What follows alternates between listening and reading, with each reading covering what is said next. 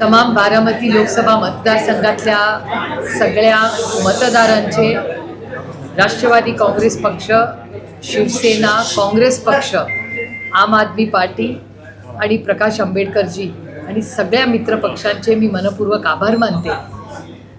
आणि खरं तर हा निर्णय जो आता हातात आला आहे, खरं तर ह्याच्यातून एकच मी म्हणेन की जबाबदारी वाढली आहे।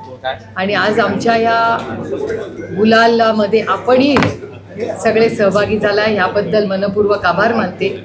रामकृष्ण हरी।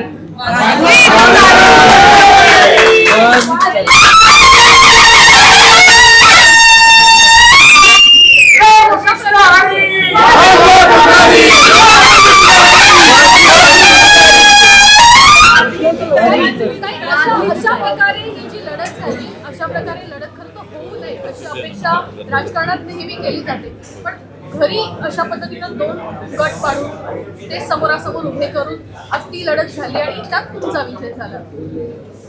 माझी लढाई ही एक वैचारिक लढाई होती, जे मी सातत्याने माझ्या पूर्ण कॅम्पेनमध्ये म्हणलेले। माझी लढाई ही वैचारिक असते आणि कधीही मी वैयक्तिक टीका भारतीय जनता पक्षावरही कधी फ्लोअर ऑफ द हाऊस किंवा संसदेतही केलेली नाही, कारण का माझी वैयक्तिक कुणाचीच लढाई नाही आहे, ही एक वैचारिक लढाई आहे। आणि त्याच्यामध्ये महागाई, बेरोजगारी आणि भ्रष्टाचार ह्या ज्या पद्धतीने महाराष्ट्र आणि देशाच्या जनतेने दाखवून दिलं की हे देशासमोरची सगळ्यात मोठी आव्हानं आहेत, म्हणजे महागाई, बेरोजगारी आणि भ्रष्टाचार।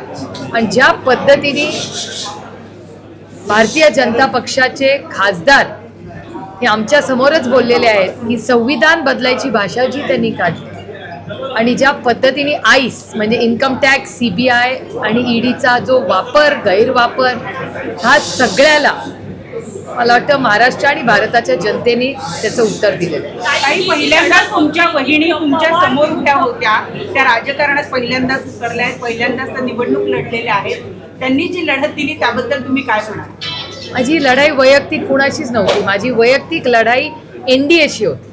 त्याच्यामुळे कोणीतरी कॅन्डिडेट उमेदवार माझ्या विरोधात उभा राहणार तर तो NDAचा कॅन्डिडेट होता माझ्यासाठी। तुम्ही कसं म्हटलंय की भ्रष्टाचार, बेरोजगारी हे महत्त्वाचे मुद्दे होते, महागाई हे महत्त्वाचे मुद्दे होते, पण कुठेतरी सरकार जे आहे ते या मुद्द्यावरून भरकटत चाललं होतं का? वेगळ्याच मुद्द्यांकडे ही लढाई जी आहे ती नेण्याचा प्रयत्न केला गेला होता का? आता जे त्यांनी केलं ते केलं, आम्ही आमचे मुद्दे सोडले नाही। लढाई जी होती ती पवार होती, जेव्हा ही निवडणूक झाली तेव्हा सुद्धा तुम्ही अजित पवारांच्या घरी गेलेला होता तुमच्या काकींना भेटायला। आता हा विजय झाल्यानंतर तुम्ही अजित पवारांना आणि तुमच्या वहिनींना काय सांगणार? मी त्यांच्या घरी नाही, मी माझ्या घरी गेले होते। ते पवार फॅमिलीचं घर आहे, जेवढं माझं घर आहे तेवढंच रोहितचं आहे, तेवढंच रेवतीचं आहे, आमच्या सगळ्यांचं फॅमिलीचं घर आहे, ते वैयक्तिक कोणाचंच घर नाही। आणि माझ्या काकी राहतात, त्याच्यामुळे माझ्या काकींचं घर आहे। तुम्ही काय सांगाल आता अजित पवारांना आणि सुमित्रा? माझ्यापेक्षा दोघं वयानी खूप मोठे आहेत, वयानी पण मोठे आहेत आणि नात्यानी मोठे आहेत। मला वाटतं की नात्यांचा वापर या राजकारणामध्ये काही अदृश्य शक्तीने करण्याचा प्रयत्न केला।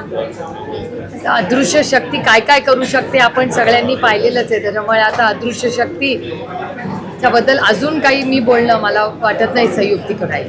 इंडिया आघाडीची बैठक होणार आहे तेव्हा आपण जाणार आहात का? आदरणीय पवार साहेब नक्कीच उद्या दिल्लीला जाणार आहेत, आता त्याचे डिटेल्सची वाट बघतोय आम्ही, किती वाजता कुठे मीटिंग आहे। ज्या पद्धतीनं खरं तर वोटिंग झालं, जे आकडे समोर आले, अत्यंत मोठं यश आपण खरं तर इंडिया आघाडीला म्हणू शकतो। कुठेतरी देशाचं नेतृत्व बदलण्यासंदर्भात ती बैठकीमध्ये चर्चा होऊ शकते का, किंवा त्यासाठीचे प्रयत्न होऊ शकतात? मी आत्ता नाही मी सांगू शकत मीटिंग झाल्याशिवाय, पण हे राष्ट्रवादी काँग्रेस पक्षाच्या सगळ्या कार्यकर्त्यांचं आणि आमच्या मित्र पक्षाची मेहनत याच्या मागे आणि माननीय जयंतरावांच्या नेतृत्वाखाली आम्ही महाराष्ट्रात हे लढलो आहे। त्याच्यामुळे ह्या सगळे आमच्या कॅप्टन इथे बसलेले आहेत, त्याच्यामुळे सगळं आमच्या कॅप्टनला दिसून येईल असं तुम्हाला वाटतं का? जी 100% दाखवली कालही होती, आजही आणि उद्याही राहील। मोठा विजय आहे वहिनींचा किंवा दादांचा, कोणाचा एखादा अभिनंदनाचा तुम्हाला काही फोन आला? नाही, मला फोनच गेला, म्हणजे नंतर आम्ही काउंटिंग हे ते या सगळ्यामध्येच गडबडीत आहोत खरं। आणि तुम्ही बघताय कार्यकर्त्यांचा एवढा उत्साह आहे आणि बाकीचे आमचे कॅन्डिडेट्स किती निवडून येत आहेत ह्या सगळ्याच्या मध्ये आम्ही व्यस्त होतो. ताई, तुम्ही नेहमी म्हणता की प्रत्येक गोष्टी तुम्ही काही ना काही शिकवत राहते. या निवडणुकीतून तुम्ही काय शिकवता? श्रमलेल्या बापासाठी लेक नारळाचं पाणी, लढणाऱ्या लेकीसाठी बाप बुलंद कहाणी. काल राष्ट्रवादी पोलीस कार्यालयाच्या बाहेर तर बॅनर लागले होते 10 पैकी 7. हा आकडा काही पहिले सदर व्यवस्थित कॅप्टनला विचारा. अजून थोडा वेळ थांबा. 10 होण्याची शक्यता आहे. अजून बीडच्या मतमोजणीचा अजून निकाल लागला. ताई हिंदी में बता दीजिए कि आज जीत पर आपका पहला रिएक्शन, पूरे देश की नज़र आपकी कॉन्स्टिट्यूएंसी पे थी, उस जीत पर आपका रिएक्शन, तो डबल रिएक्शन आता है. नहीं, ये तो पूरा क्रेडिट महाविकास आघाड़ी और हमारे जो मित्र पक्ष है और तमाम कार्यकर्ता जिन्होंने मेहनत की उनको जाता है.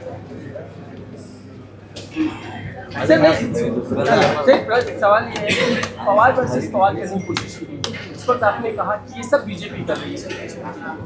अब कुछ बीजेपी जो है इस वक्त 240-45 के आसपास है, लेकिन इनके पास भी वो फिगर नहीं जहाँ वो अकेले के दम पे सरकार बनाएगा. तो बीजेपी हमेशा प्रेशराइज करती है. क्या आप लगता है कि परिवार पास आ सकते हैं? अब दूरियाँ जो शायद बीजेपी को कम हो सकती है. एक तो ये लड़ाई वैचारिक थी, ये हमारे कोई फैमिली की लड़ाई नहीं थी. और मेरे ख्याल से कल इंडिया की मीटिंग है कल दिल्ली में, तो तब बहुत सारे और कल तक सारे रिजल्ट्स आ जाएंगे. उसके बाद हम सब इंडिया आघाड़ी की मीटिंग में जो चर्चा होगी उसके बाद ही इसके बारे में मैं कुछ बोल पाऊँगी. अजीत पवार पर क्या कहना चाहिए? जब प्रचार चला भाषा का इस्तेमाल किया, जितना कंटेंट भाषा का रहा वो आप कहने वाला रहा. इस पर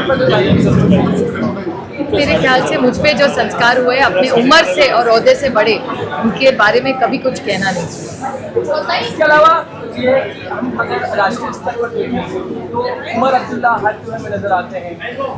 कन्हैया कुमार जो है वो दिल्ली से बहुत टक्कर दे रहे हैं, वो नहीं जा पाए. आप ये जो पूरा अलायंस है अच्छा कर रहा है, लेकिन जो कहें बहुत अच्छी कोशिश होनी चाहिए, शायद होती हुई नजर नहीं. अभी कल जब इंडिया की मीटिंग होगी उस पर हर सीट पे चर्चा होगी. और कहाँ कहीं भी अभी देखिए आप भूल रहे हैं कि यूपी में कितना बड़ा अच्छा किया है. तो अखिलेश जी और राहुल जी ने जो काम, और प्रियंका जी का बहुत बड़ा कंट्रीब्यूशन था इसमें. तो मैं अखिलेश जी और राहुल जी और प्रियंका जी ने जो यूपी में जादू किया है, ये बहुत अच्छा काम उन सब ने मिलके किया है. तो मैं उस तीनों का बहुत बहुत और उनके सारे कार्यकर्ताओं का अभिनंदन करती त्यानंतर नारायण राणेंनी आता एक इशारा दिलेला आहे, दगा फटकार वो पास आ जाए तो सरकार बन सकती है. कल पूरा रिजल्ट जब तक ना आए और कल की इंडिया की मीटिंग जब तक ना हो तो कुछ बोल नहीं सकते. इंडिया की बहुत जल्दबाजी होगी बोलना. ये भी चर्चाएं चल रही हैं कि बिहार के मुख्यमंत्री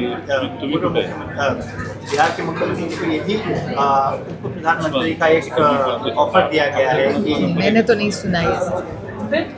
महाराष्ट्र कौन से ऐसे आपको लगता है कि जीत गए होते तो बहुत अच्छा होता?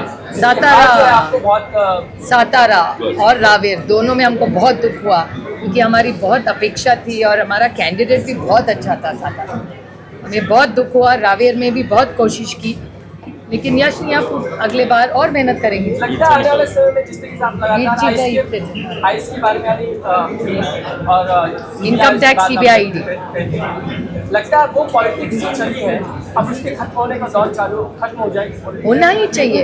एक सशक्त लोकशाही में, लोकतंत्र में ऐसे गलत सरकार का व्यवहार किसी की सशक्त लोकतंत्र के लिए अच्छी बात नहीं है. इसके अलावा जो हम स्थिति देख रहे हैं खासकर जिन्होंने पार्टियां छोड़कर अलग हुए, अजित पवार की बात कर रहे हैं, की बात कर रहे हैं, लोगों ने उनको सबक सिखाया ऐसा आपको लग रहा है? मेरे ख्याल से रिजल्ट आ चुका है. हर चीज़ में टिप्पणी करना कोई ज़रूरी नहीं है. Thank you. एकीकडे अनेक यंत्रणा मोठ्या प्रमाणाच्या आहेत त्या विरोधकांना घेऊन होत्या. दुसरीकडे चिन्ह बदललेलं होतं. तिसरीकडे पक्षफुटीचं एक राजकारण बघायला मिळालं. इतक्या सगळ्या गोष्टींमध्ये देखील बघितली असते का जनतेने नेमका कुठला फॅक्टर बघितला?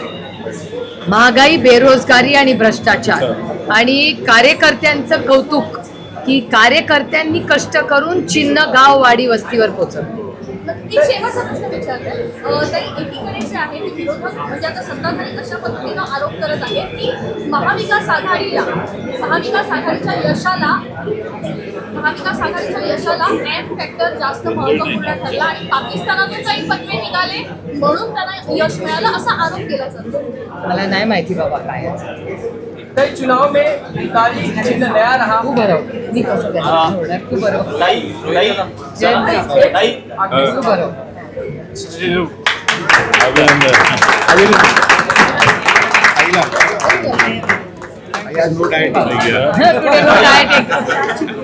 किती पेढे खाल्ले? रामकृष्ण हरी रामकृष्ण हरी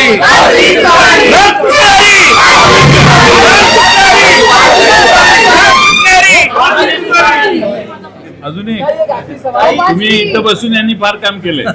वाढदिवस पण आहे. अरे बाबा, केक नाही आणला का कोणी बा?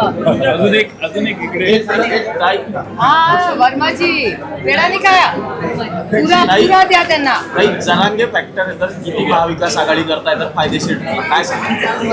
सगळ्या इलेक्शन फायद्या आणि तोट्यासाठी नसतं करायचं, देशाची सेवा करण्यासाठी करायचं. चलिए, आपको लगता है तुतारी और नाम की पार्टी का जो इस वक्त है वही विधानसभा में रहने की जरूरत है? कैप्टन से पूछिए. आप कार्यकारी अध्यक्ष हैं. अभी देखेंगे ना, कोर्ट में तो केस चल ही रहा है, आगे देखेंगे. एक दिन में क्यों, अभी तो रिजल्ट आया है, थोड़ा पूरा सा उसका स्टडी भी कर ले. कल ईडिया की मीटिंग में, उसके बाद हमारी पार्टी की मीटिंग 9 और 10 दोनों दिन है. उस दिन सब चीज़ों पे चर्चा होगी. तुतारी का एक्सेप्ट क्या होगा? Data speaks for itself. Thank you. अरे सगळ्यांना पेढे द्या ना बाबा. पेढा, चहा आणि कुणाचे गुलाल आणि कपडे खराब झाले असतील तर आय एम सॉरी. पण पत्रकारांना पण आम्ही असं बोललं जात होतं म्हणजे अगदी जागा वाटप सुरू होतं तेव्हा सुद्धा तुम्ही पलीकडे जाताय